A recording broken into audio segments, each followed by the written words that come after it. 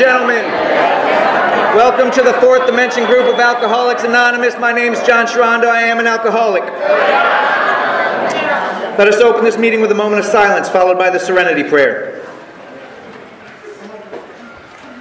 God, grant me the serenity to accept the things I cannot change, courage to change the things I can, and the wisdom to know the difference. We already raised hands to see if there's any open seats. If there's anybody that's capable of standing for an hour, we do have some open seats right here. One here.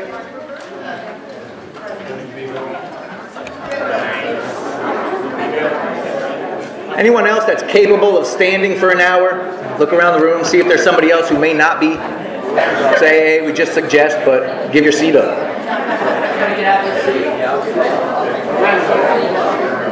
Chris, I know you can stand for long.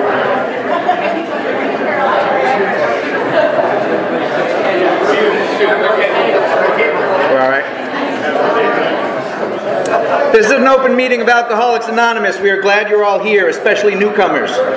In keeping with our singleness of purpose and our third tradition, which states the only requirement for membership is a desire to stop drinking, we ask that all who participate confine their discussion to their problems with alcohol. Anyone present who's at their first meeting or in their first 30 days of sobriety?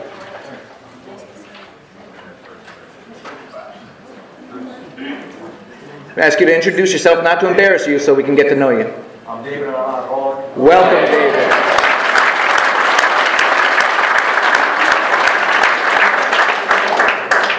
Is there anyone from out of town? Oh, wait, newcomers in the back. Tiffany, and I'm an alcoholic. Welcome, Tiffany. Hi, I'm Tara, I'm an alcoholic. Tara, welcome.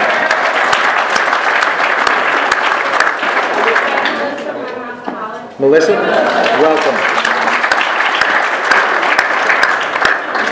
Did I miss anybody? Awesome. Is there anyone from out of town? Oh, where? Back in the back. In the back, John. My name is James, alcoholic. I'm from Tampa. Welcome, James.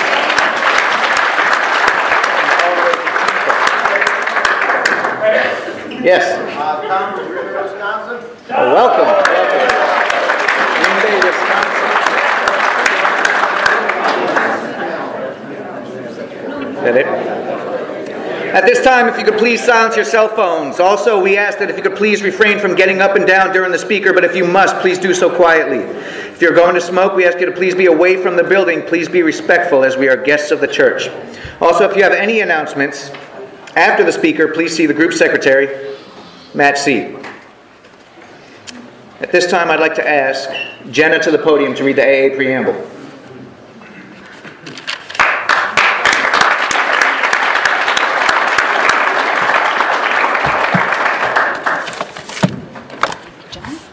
Good evening, everyone.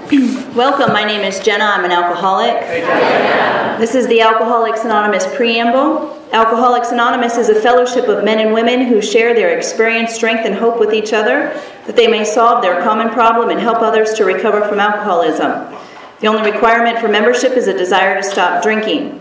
There are no dues or fees for AA membership. We are self-supporting through our own contributions. AA is not allied with any sect, denomination, politics, organization, or institution, does not wish to engage in any controversy, neither endorses nor opposes any causes. Our primary purpose is to stay sober and help other alcoholics achieve sobriety. Thank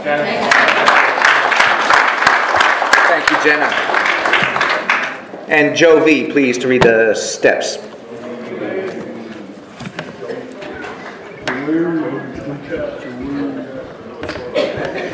Hello, my name is Joe. I'm an alcoholic. 12 steps. 1. We admitted we were powerless over alcohol, that our lives had become unmanageable. 2. Came to believe that a power greater than ourselves could restore us to sanity. 3. Made a decision to turn our will and our lives over to the care of God as we understood Him. 4. Made a searching and fearless moral inventory of ourselves. 5. Admitted to God, to ourselves, and to another human being the exact nature of our wrongs. 6. We're entirely ready to have God remove all these defects of character. 7. Humbly ask Him to remove our shortcomings. 8. Made a list of all persons we had harmed and became willing to make amends to them all. 9. Made direct amends to such people wherever possible, except when to do so would injure them or others.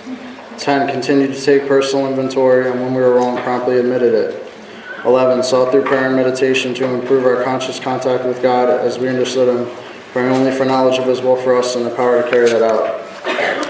12. Having had a spiritual awakening as a result of these steps, we try to carry this message to alcoholics and to practice these principles in all our affairs. Thank you. Thank you, Joe. All right, and Shelby will come up to read the 12 traditions.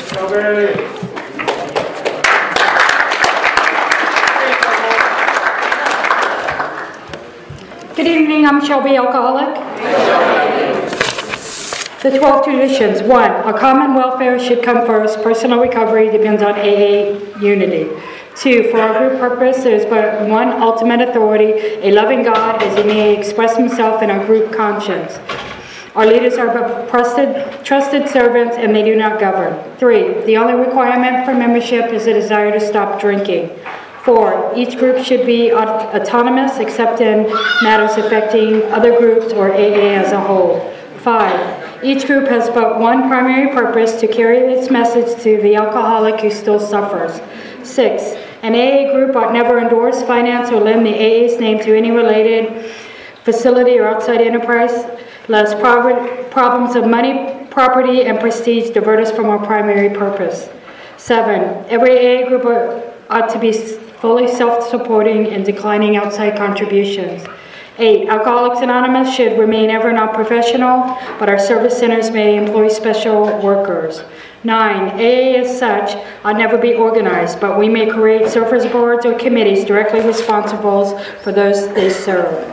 10. Alcoholics Anonymous has no opinion on outside issues, and hence the AA name ought never be drawn into public controversy.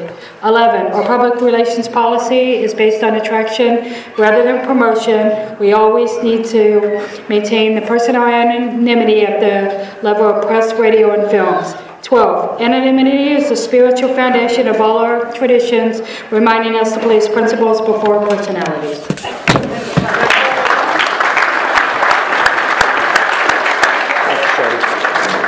And lastly, I'd like to ask Sean to the podium to do the chips.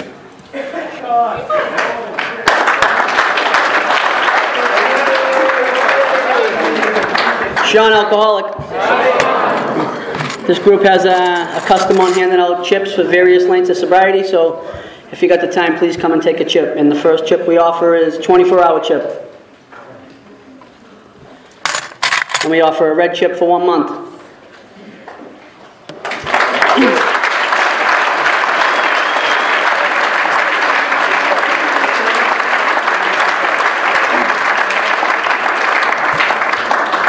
That's Amy, everybody. Next one we offer is a gold chip for 2 months.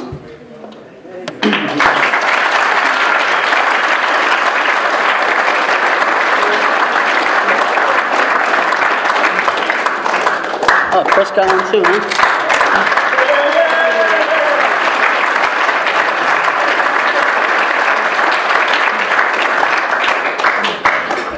And that is Chelsea and Chris. Next one we offer is a green chip for 3 months.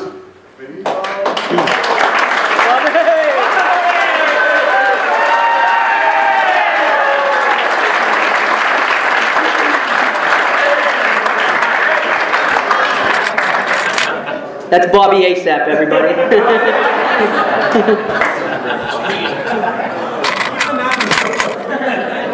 It's not his real last name. Next one we offer is a blue chip for 6 months. All right.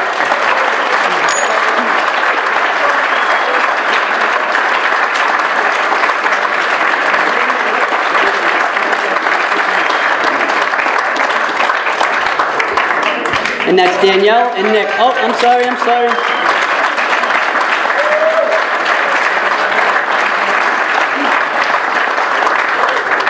And that was Danielle, Tara, and Nick. Congratulations. Next one we offer is a purple chip for 9 months.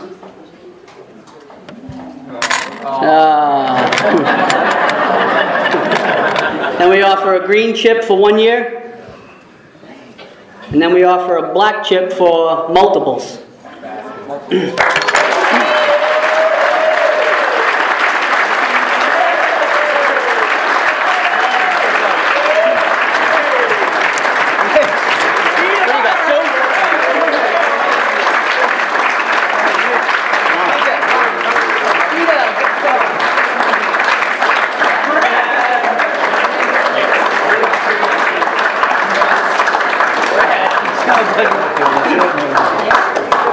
All right, we got Luann. I forgot. We got Peter, Brad. What was this guy's back name? What's his name? James. And Ron. We got Ron over there too.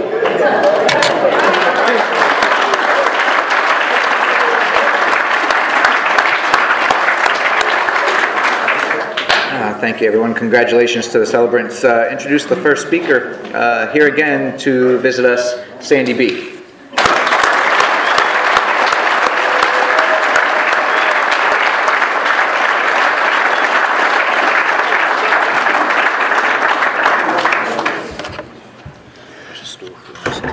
No, I'm good. All right.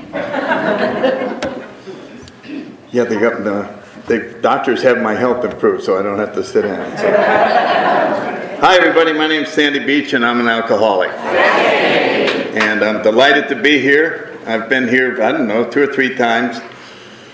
And we always have a good time. We come out, we get a little carpool. We enjoy all the high energy you have at this meeting, which makes it a lot of fun. Then we find some place to eat and go home, and we get back to Tampa. We tell everybody how terrible you're doing out here. Because you know they're only doing it right where you are, right? That's so funny. I can remember saying it, and I hear new people say they moved from, who knows, they moved from Rhode Island down here, and down here they take newcomers through the steps in a certain way, and the person will go, I never could have got sober here. And they're dead wrong. They would have gotten just as sober. And then when they went to Rhode Island, they would have said, I never could have got sober here. Because the way it was done as we came in leaves such a lasting impression on us as our sponsor takes us through, and we do all the things. In that first year, the first time you went to a football game sober, the first time New Year's Eve, the first time dancing, going to these AA dances, I just remember the nerve it took to ask someone to dance sober. And so it's quite an adventure. I came in December 7th of 1964. And I came in up in the Northern Virginia, Washington, D.C. area. And I had the same sponsor for 42 years. He was another Marine named Bill Terwilliger, German guy. Great guy, just what the doctor ordered for me. And it turns out he was the only sober Marine at the Marine Corps base at Quantico, which is a big base. They had one sober person. And when he found me, he told me later there was no way I was getting away because he desperately needed company. And so we went to meetings all the time, and there weren't that many meetings. I ran across, I have a 1965 directory of meetings for Washington, Northern Virginia, and Southern Maryland, and it's about 10 meetings a day in all 3 areas.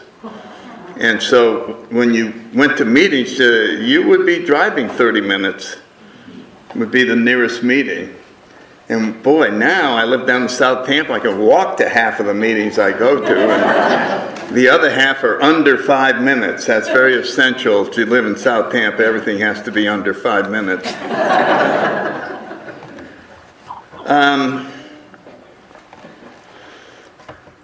I'll talk a little bit about my drinking. I like talking about the experiences I've had sober. They're a lot more fun. But I grew up in Connecticut, in New Haven.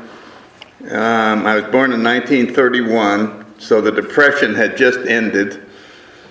And my parents had somehow made it through, and they brought up my sister and I by scrimping and saving. They did, I think, an amazing job considering what they had to go through. And the big memory that I have of my childhood is World War II. I mean, there was nothing, that was it. It was just, it seemed like it consumed everything.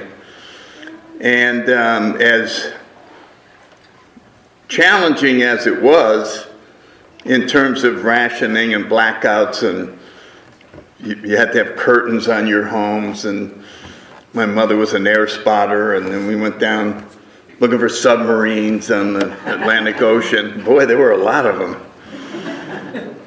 We lost a lot of ships. They didn't believe that the Germans would be that close. So they left the lights on in the cities, like New York City. And when the ships left at night, they were perfectly silhouetted against New York. And the German submarines just could pick them off.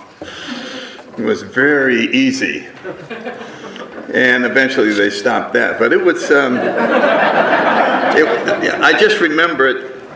The main thing I took out of it all was how a common life-threatening enemy unified the country. And nobody was arguing with anybody. We're all on the same team. And that's why AA works. We have a common enemy, fatal, and we all know that we better get along with each other or we're going to be in deep trouble because there won't be a group for us to go to. And so I think when we talk about that first tradition of unity, you hardly have to explain it to new people that this is different. Everywhere else you went, you cut up, you carried on, you were a wise guy or whatever it was. And it's almost like, I'm not going to be doing that here. Because my life depends on this thing staying together. Isn't that interesting? We just intuitively know we'll carry on after the meeting, but during the meeting we're just going to go along. And that has helped immensely in keeping AA strong, is that we stay united. It really is essential. So anyway, I don't know, all these different parts of growing up. I'm just going to leave out a lot of them. You know, I blame the Catholic Church for my alcoholism, and then when they wouldn't accept it, I blame my mother, then I blame my father, and blame my sister. I mean, you got to blame somebody. What are you going to take responsibility for yourself? If you take responsibility for yourself, you can't be a victim.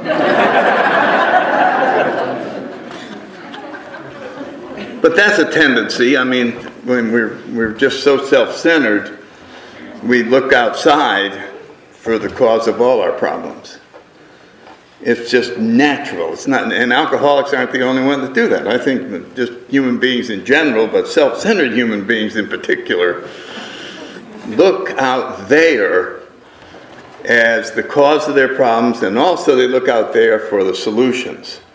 If just those people would do this, if the boss would, whatever it is.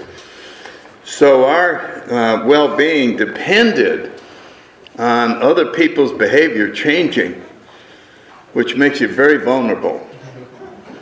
I'm not going to be happy until you do this. And it's so refreshing to come into AA, and several times in our literature it talks about our problems are of our own making, which sounds like bad news. You know what I mean? It wasn't their fault after all. But if our problems are of our own making, we can fix them without anybody else changing. We can change our own attitude, we can forgive, we can do all kinds of things, and we can end up being very comfortable in our own skin, which is one of the main reasons we drank. We couldn't stand how we felt. We couldn't stand how we fit into society. Nothing was right. And for a small percentage, only 10% of us, When we drink, it straightens all that out. It fixes every problem that I had. The problem of not fitting in, of not knowing who I was, nothing made sense. I was too afraid to talk. People didn't like me. All of those things, after 3 drinks, completely disappeared, and I was in a very comfortable world. And for the non-alcoholic, when they drink, they just have some fun. They don't have a spiritual transformation and get lifted to the 4th dimension of existence. And so that's why the non-alcoholics don't understand why we're willing to puke blood in order to keep going.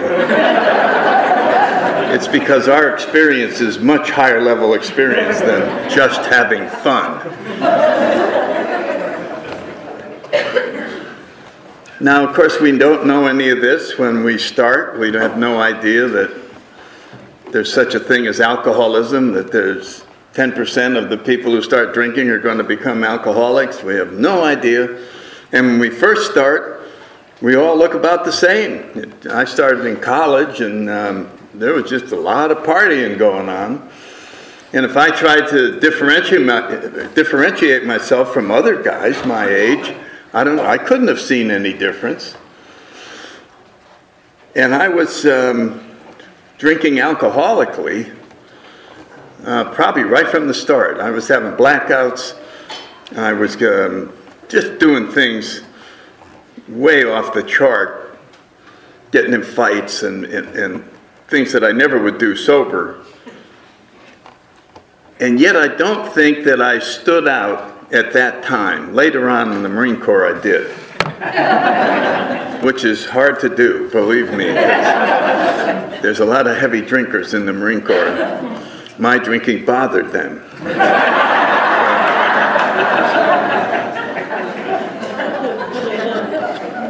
You got to really work at it to get up to that level.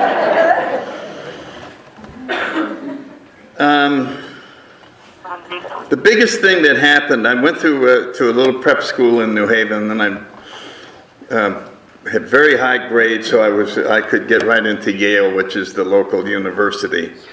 And my father worked there. He had gone there. He was an engineer. He graduated with an engineering degree in 1928. Good year to graduate, right? He had a job for 1 year. And all of a sudden, he and half the country were unemployed. And I think the university took him back in some glorified janitor position just to help him along. And he stayed there. He stayed at that university and eventually was like the second or the top guy, I forget which, in charge of maintenance and construction. So it was a big job. And the funny thing was that as the years went on, outside companies would offer him a lot more money than the university was paying. And he wouldn't take it because it wasn't safe to work out in the private sector. That experience of 1929 just stuck with him, and he said, I'm not going out there. You got the job for 1 day, and then it's over. So anyway, so I hadn't started drinking till I was 19. I was trying to be a good athlete, get high grades, behave myself, just do it. Hello? I think Kevin's talking on the phone. Was he supposed to play part of the meeting? Oh. Maybe he's correcting me. He knows my story better than I do. Does everybody know who Kevin is? Used to be a member of this group. He's out in LA, I guess. Okay.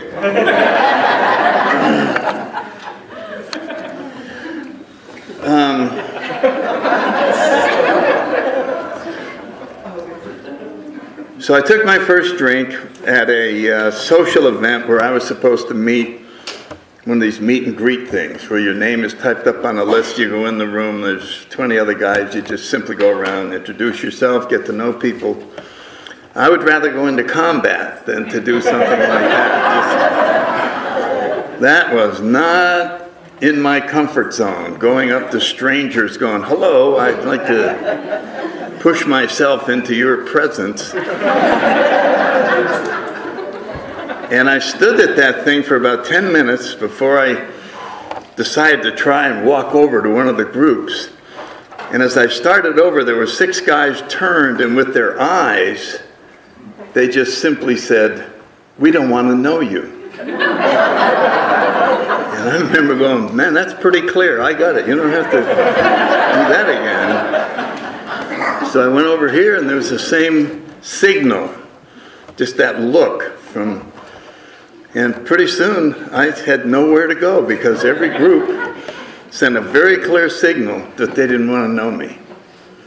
That's how insecure I felt. So I didn't meet anybody. But there was a bar there, and so I went up and I said, well, my roommates are talking about how much fun drinking is.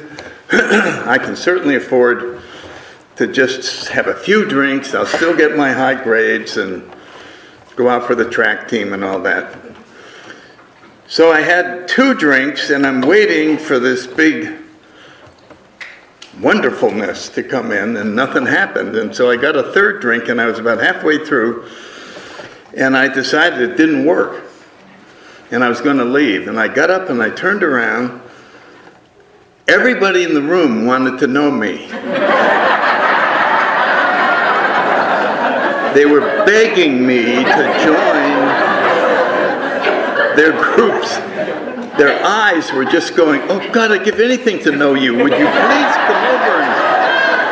Would you please come over to our group? Come over here, come over here. And I'm going, oh my God. So it didn't change me that much, but it changed the world that I lived in into a fabulous place. I could hardly wait to get started. I didn't know where to start. I just picked this group and went over, and I had something to say to everybody. All my anxiety, my fears were gone, and I could be myself, and I had a lot of funny things, and I just was talking. I never did that. I was just talking. Yeah. And people started going home, and I'm here. I've only been drinking 45 minutes, and I'm going, where are you going? Which I was to say for many years to come. When people would decide to go home from the bars, where are you going? It's only 11 o'clock.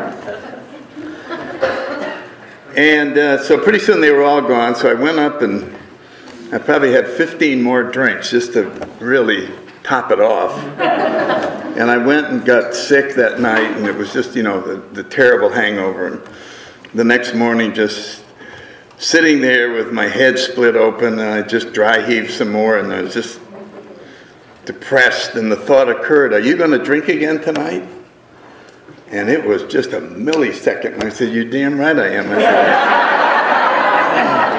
said, this puking and head split open is a small price to pay for what I had last night.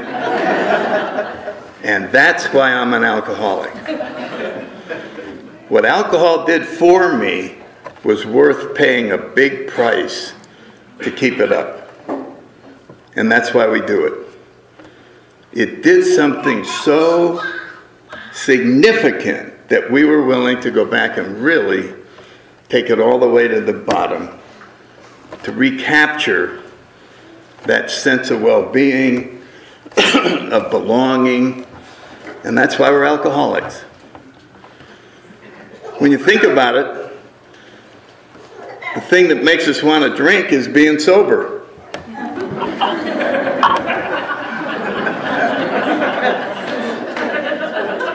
Just sober. All day. And maybe all day tomorrow. I mean, I'd walk into the bar and I'd go, bartender, get over here. I'm sober again. I need help. And so the drinks would come and it would just fix everything. So that became the most important thing in my life was when those first drinks. Boy, it sounds like a concert in here.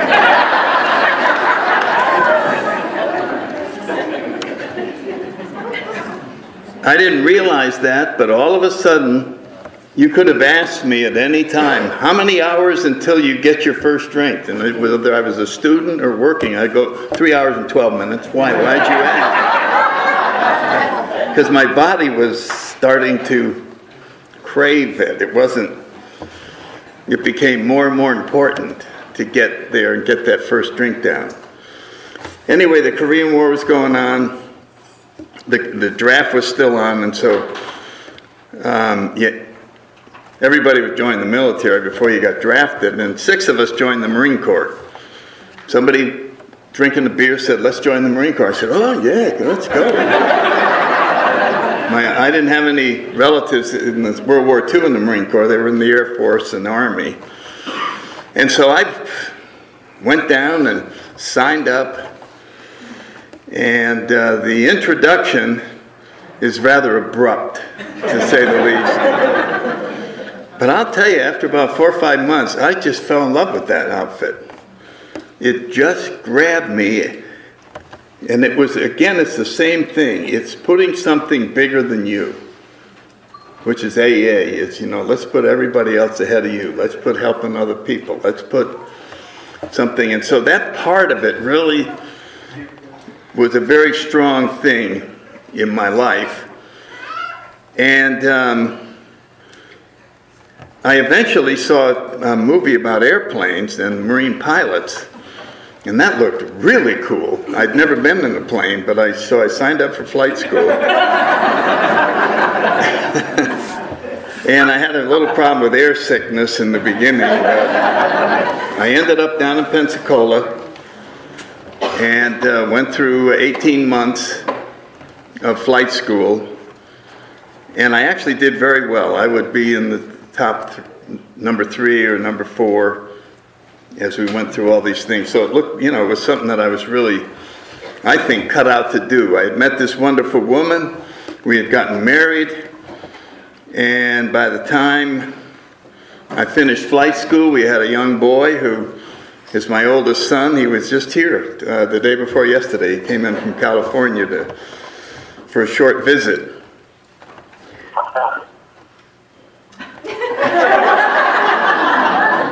Kevin again, I guess.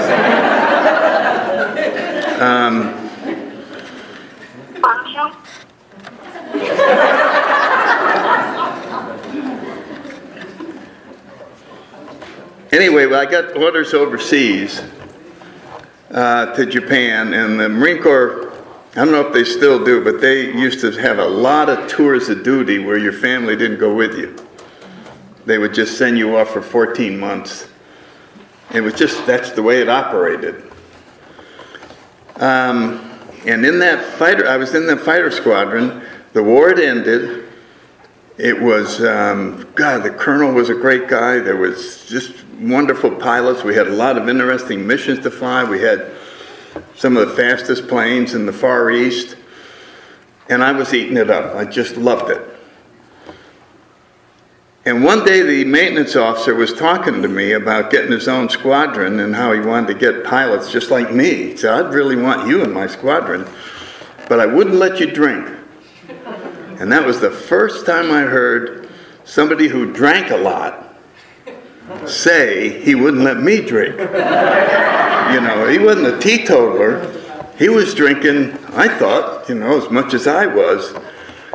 But I realized that my drinking frightened him in some way. He saw that I was drinking with an intensity that he didn't understand. Because the rest of them, they were overseas, so they were drinking more than they would back here when they get back with their families. When they got back here, they would cut back and it would be whatever's acceptable. Whereas mine was just full board all the time. It was just how much is available. And that's just the way it was. I didn't know how much I was going to drink. It was, I remember people joking about whiskey bottles and going into package stores and you buy a bottle of your favorite whiskey and you end up in jail. So you go back to the place and go, what carton did that bottle come out of? I want to get one that doesn't, where you don't go to jail. So you'd get a different one out of a different carton. And you'd wake up in Chicago. And that was the traveling whiskey, so you take it back. I don't want to travel, I just want to drink and have some good time. My point was, as you held that bottle up, you had no idea what was going to happen.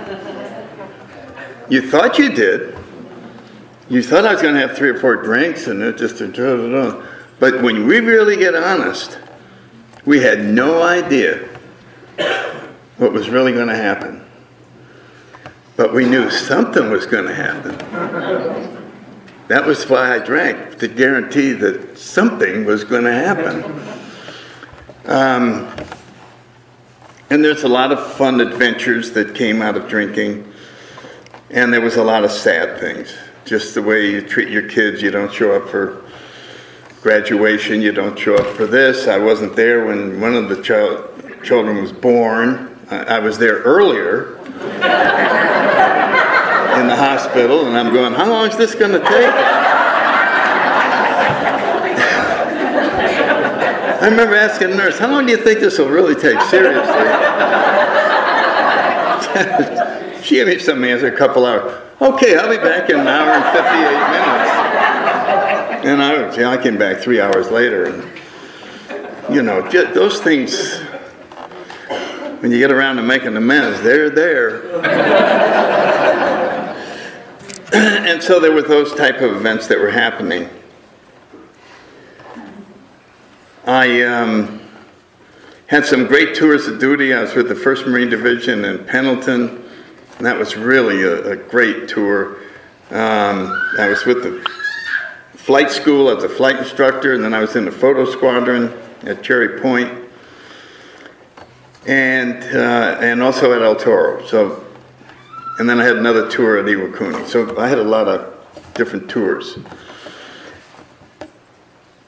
It looked like everything was okay. We had 6 children. I got promoted to captain. I'm still flying high-performance planes. I mean, if you look on the outside, you'd say, this guy's doing okay. This alcohol isn't going to get him. But on the inside, it was about to make its big move. And it did it in the form of alcoholic withdrawals. Because I would not drink for 8 or 10 hours prior to flying. And all of a sudden, that was too long to go without a drink. And as your alcoholism progresses, you eventually get to the point where you can't go 12 or 14 hours. Your body needs alcohol more frequently than that, or it's going to have a seizure or something. Well, I didn't understand any of this. I just knew that when I got in that airplane, strange things were happening. That I was starting to get dizzy, I was starting to feel real nervous, my heart was racing, and I felt like I was going to pass out. It was just all kinds of things happening, and there was no one to ask about them. The Navy there was no such thing as alcoholism in the Navy. There was no program, there was no disease of alcoholism. I think if you were an alcoholic, you got diagnosed with a mental illness. And you were sent somewhere. Later on, the Navy ended up with a great program for alcoholics. But at the time, and I had never heard of AA, so I decided that this was up to me to somehow survive all this. I guess I told myself this is going to go away eventually. Yeah. And it kept getting worse and kept getting worse, and I ended up flying a lot of photo missions with one hand on the ejection seat, and the cameras were all on the stick, and I'd fly, and my theory was if I passed out, I'll pull the seat, and the seat will eject me, the chute opens automatically at 10,000, the plane crashes, problem solved. For a while I was trapped, but I was too clever and came up with this. I mean, and I was prepared to go out and do the same thing the next day. So you can see how insane it got. And the ending came on a flight of 4 airplanes. We were on a cross country, and I couldn't stay in the plane anymore. I guess I was getting close to having a seizure, but I knew I better get out of here now. But it didn't have an ejection seat. It was a different kind of airplane, and the other guy didn't know how to fly, so I declared an oxygen emergency, and all 4 planes landed. And the next day I went down and told the flight leader, I said, I'm not going to fly anymore. I've been doing it for 14 years, and I say to him, I'm not going to fly anymore. That wasn't me talking, that was alcohol. Alcohol said to me, you're not flying anymore.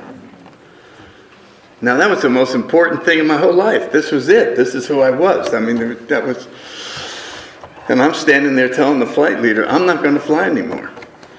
And he said, what are you talking about? And I said, I'm just not. Then I had to go see the colonel and told him the same thing. And he couldn't believe it. He said, gee, Sandy, I've known you a lot of time.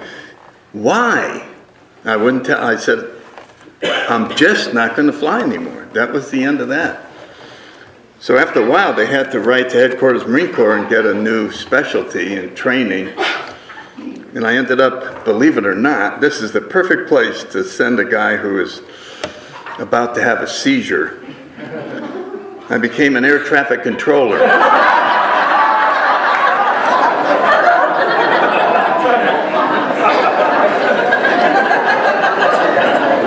I don't know how I made it through the school, and I had one tour overseas, and I did not go near the radar. When I checked in, the gunnery sergeant in charge of the unit said, Captain, you just try to get to work. You stay in your tent, drink coffee, but don't go near the radar. Don't you talk to any airplanes personally. And I just survived a year of intense alcoholism, malnutrition, lost 50 pounds. It was just awful. And shortly after I got back, I had a ground mal seizure and went to Bethesda. I got locked up in the nut ward for 6 months because they had no alcohol program. And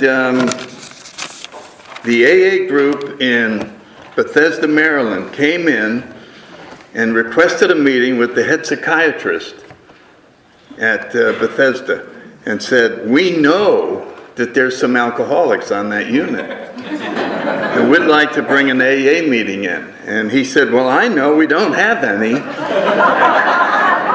but we'll announce it anyway.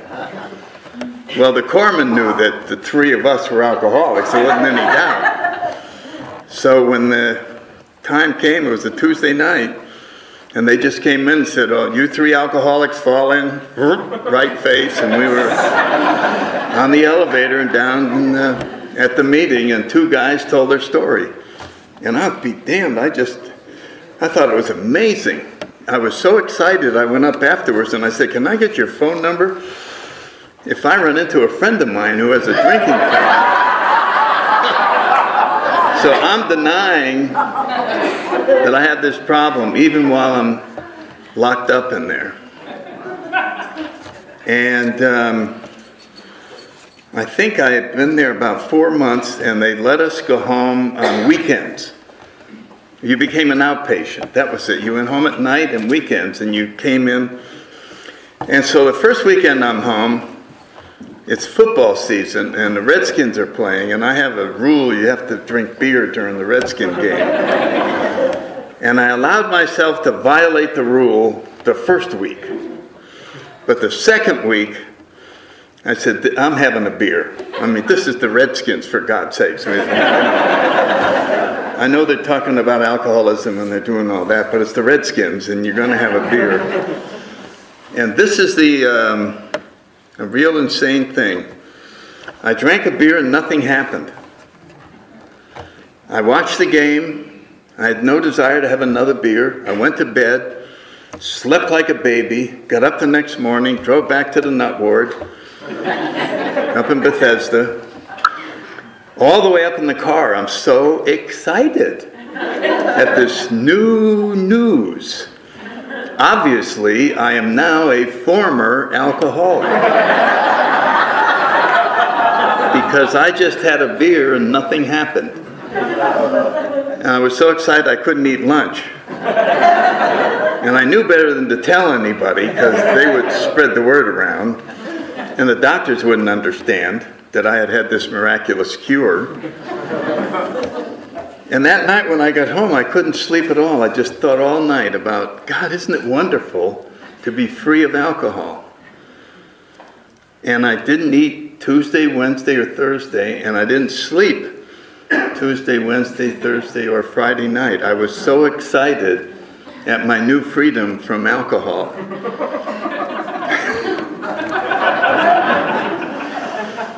That's a pretty good definition of an obsession. The only thing I thought about was that beer and the fact that it didn't get me drunk. So, next Saturday on the way home, I'm stopping in the liquor store, getting ready for the Redskin game, and I really preferred vodka to beer. And I remember buying a quart, and I swear you could have put a lie detector on me and said, I understand you're buying a year's supply of vodka. Is that right? I said, yes, I am. And I would have passed the test. In other words, I really believed that this was going to last 6 months or long. Well, it was gone before the weekend ended. And I had to get another bottle and bring it to my car out in the parking lot. And they had told me if I ever started drinking again that my career was over. So here I am attending group therapy, sneaking out to get vodka. That's pretty insane. And I knew I was going to get caught. So on that December 7th Sunday, I called AA. I just found the intergroup number in Northern Virginia, called, and they said, well, we have a guy down at Quantico. He's another Marine captain like you are, and we're going to get a hold of him, we'll get him to come over to your house. Because back then, you got into AA by people coming to your house. You didn't go to the meeting, they brought you to the meeting. And I said, good, damn, that's great. However, over the next hour or two, I had a few more beers stay down, and I called them back. And I said, listen, cancel that call. I don't really need any help. And they said, I'm sorry, but he's on his way. Thank God we didn't have cell phones, so we couldn't cancel it. So he shows up, and I'm trying to convince him I don't need help. I'm being very rude. He said I stayed outside and shot baskets while he talked to my family. And they all lied like hell. My children and my wife just told him what a rotten drunk I was, terrible father, terrible husband, terrible everything. So he got the straight scoop that I was a bad alcoholic. And he came out, and I looked at him and I said, well? And he said, get in the car. That was it. I said, why? He said, we're going to a meeting.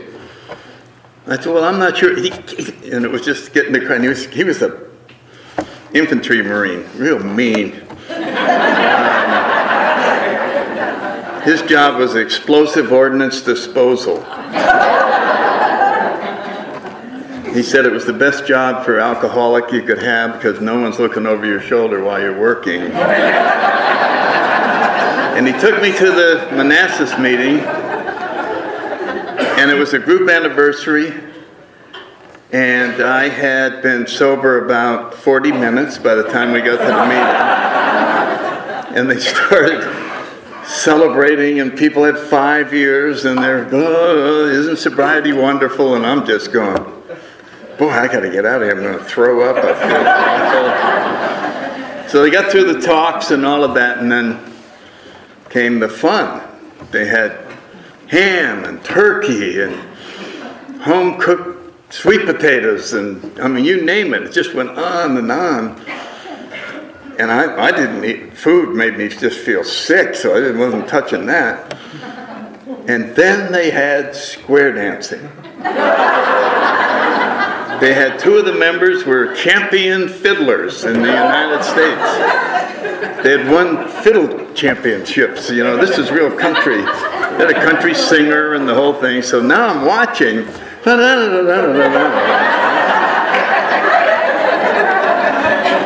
And I've been there now close to 4.5 hours. And I knew that I better get out of here now, because an outfit like this, if you don't get out, they could get you. You may never get out.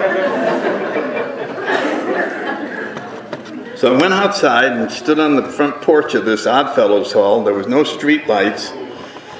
It was sleety a little bit, and it was just one of those things, and I couldn't even figure out which way to make a break for it. I mean, it was like wilderness.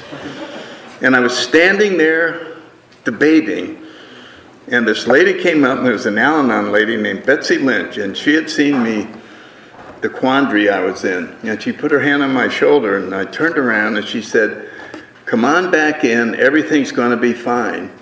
And I believed her. It was a defining moment where that was the end of my resistance to everything. There's some energy coming out of that lady just made me turn around and walk back in, and I never had the thought of leaving since that day. And that's a lot of years ago. And in the few minutes I got left, I just want to say that that story is really no different than yours if you're new. You hit a bottom, you fight this, you really don't want to be part of it. You don't want anything to do with God, you don't want anything to do with...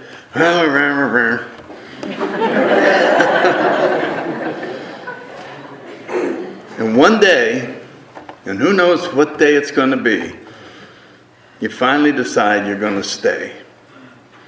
It's like that Texas Hold'em. You decide to go all in. And you just push everything you got in the AA pot. And you just say, "I'm all in." And that's when you become a winner. Because up until then, you're just shopping. You're just hanging around, see what's going on. You really haven't decided, all in, that I am going to become part of this fellowship, and it is going to be the guiding force in my life. That's a big thing to, because the guiding force in all our lives when we get here is me. And it's hard to give up the right to make decisions about your own life. But the miracle happens when they get you out of the decision-making process. My sponsor said, we get the management of your life out of the hands of an idiot. He had a way with words. He said, we could have a dartboard where it said yes and no. That would be the only things on the thing. And we could get a gorilla from the zoo throwing darts. Should Sandy do this? The gorilla goes, no. And we would get better results than if I stayed in charge. And I felt, going to Yale and being in front of this, I felt this was a real put down. And I started explaining my intellectual background. And he said, Sandy, I just want to tell you something, that people don't really listen intently to someone with a wristband from a nut ward. They just don't. Takes away from the credibility. So I started wearing long sleeve shirts and pushing that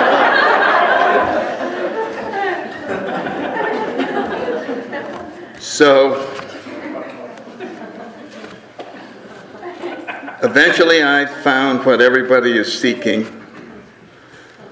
which is the truth about themselves, who they really are, how this whole universe works, what we're part of.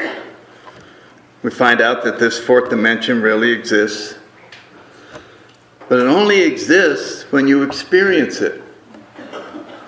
It's not a theory. And so in AA, the experience is everything. In the beginning, you can believe in this because you see somebody else have it. You see them get transformed. You see them get happy and comfortable. So you sort of believe that it's there. But after it happens to you, it's beyond belief. It's an absolute certainty, like our big book says. I love that. That to me is describing what happens here. The absolute certainty that our Creator has entered our hearts and lives in a way that is indeed miraculous. There's no mincing words there. You know, it doesn't say, and you have a hunch that your Creator might really be real. It's absolute certainty. And it's certain because you had the experience. We call it a spiritual experience, spiritual awakening. I think the best description of it is in the promises where it says we suddenly realize God is doing this for us. So you're chugging along. You're not sure about God. You're not sure about anything. And then you have this experience. Whenever I think about AA, I don't know why. We had a history convention in Tampa a few weeks ago.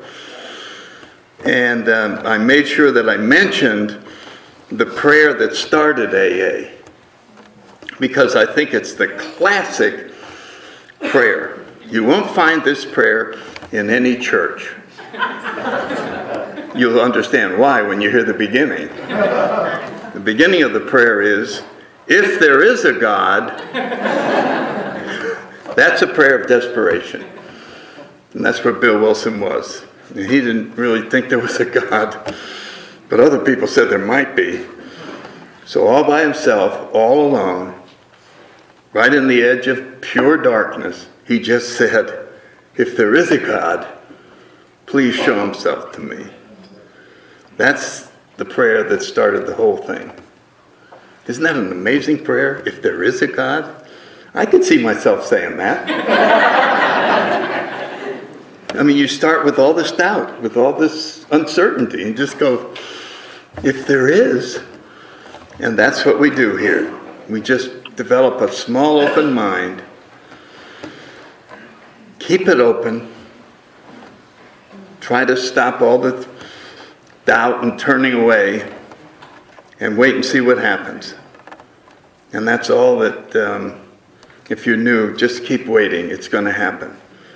And when it does, number one, you'll see everything differently. And number two, nothing in the world will be able to stop you from passing it on to the next person. Nobody will have to tell you to do that. It'll be so exciting and transforming that you will just love showing the next person how to go down the road until they have it happen to them. That's enough for me. I appreciate being here, and